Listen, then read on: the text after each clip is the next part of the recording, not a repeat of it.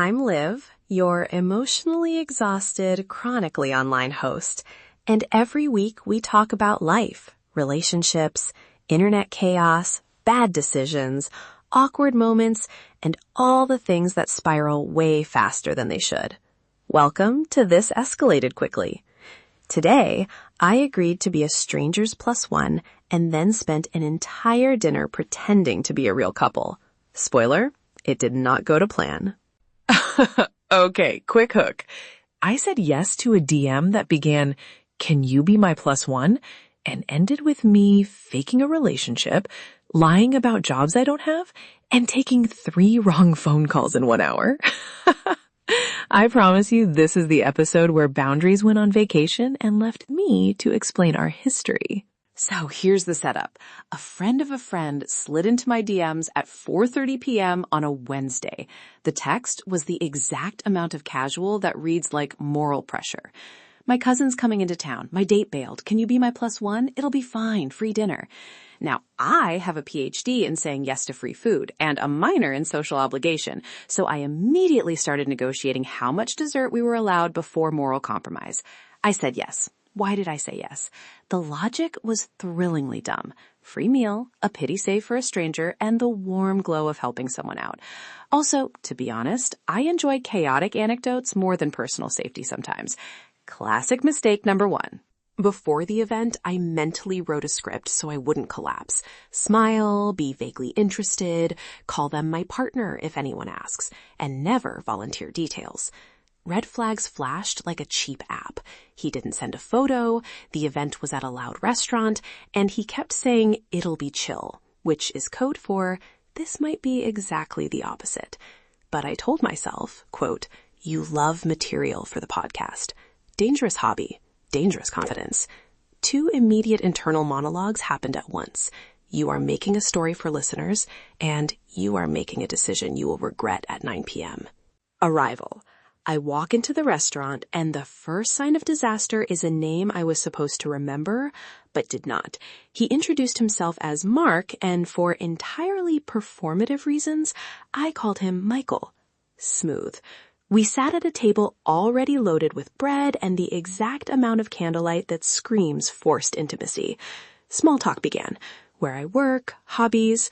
So I invented something that sounded like a job adults have. "Oh, I do creative consulting," I said, which means nothing and buys you 30 seconds without follow-up. Then my phone buzzes. Unknown number. "Where are you?" "I'm at the bar."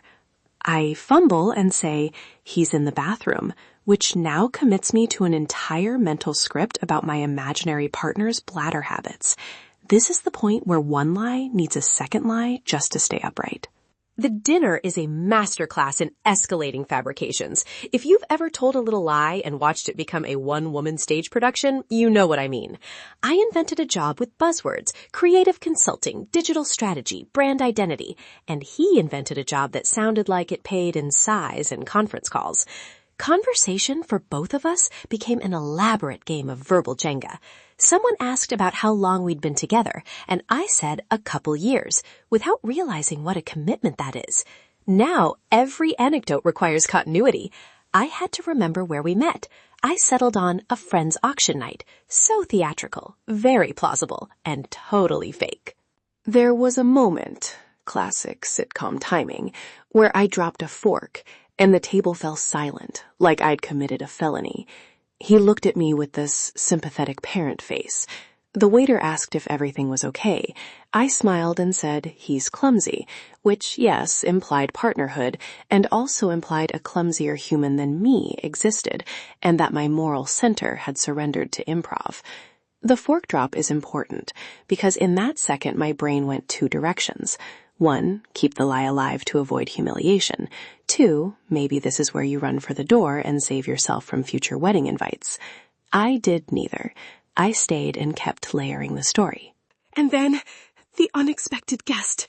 Mid-salad, someone at the entrance does the signature theatrical gasp every bad rom-com reserves for the ex. An ex shows up. Not a neutral, "Oh, hi, ex." This was X-level intensity. Eyebrows, targeted sigh, a look that says, "So that's who you brought." I had to improvise an origin story immediately. I decided in under 3 seconds that our relationship was long distance, complicated, but supported, which is the Swiss Army knife of fake relationship answers because it wards off questions. The ex marched over and launched into the kind of dialogue heavy with history. My brain supplied a nod, a supportive gaze, and a comment about my partner's travel schedule. I owe the rest of that table my ability to act like I'd rehearsed a lifetime together. Improv classes should be reimbursed later as therapy. Reveal time. The facade unravels not because of a dramatic confession, but because of technology. And technology is a savage friend.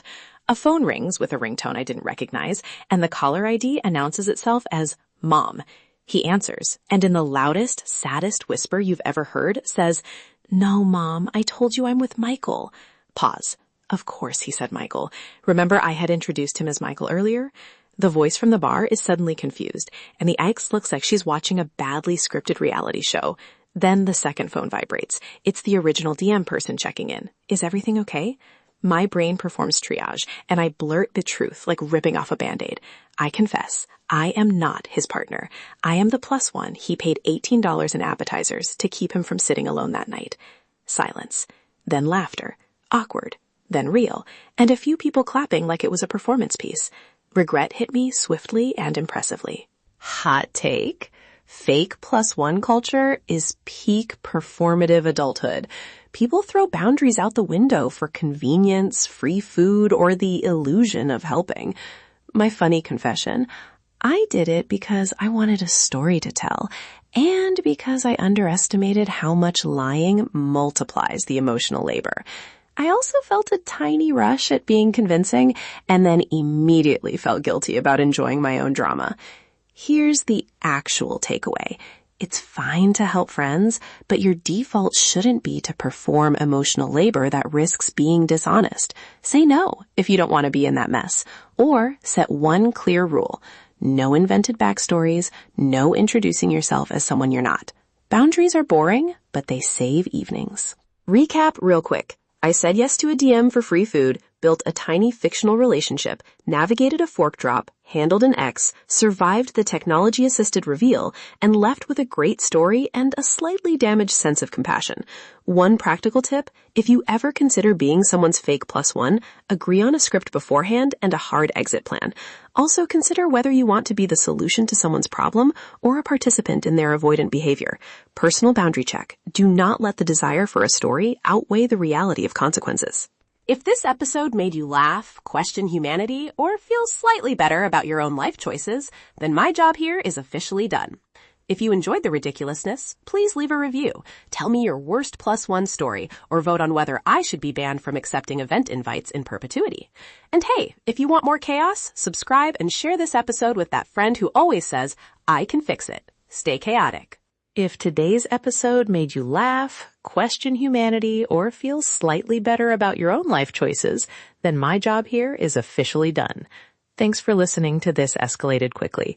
Catch you next week for another messy, unfiltered story. Stay chaotic.